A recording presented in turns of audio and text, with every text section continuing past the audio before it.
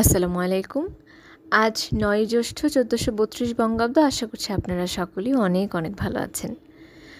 গতদিন essential sentence স্ট্রাকচারের আলোচনায় আমরা ৪টি অ্যাডজেক্টিভের বিভিন্ন পার্টস অফ স্পিচ হিসেবে তাদের ব্যবহার সম্বন্ধে জেনেছি। শব্দগুলি হলো লিটল, স্মল, ব্রিফ এবং শর্ট। সেই আলোচনারই অংশ হিসেবে আজ আমরা জানব ব্রিফ শব্দটির ৩টি ব্যবহার সম্বন্ধে। He gave a brief speech. এই বাক্যে ব্রিফ শব্দটি একটি adjective. The lawyer red the brief.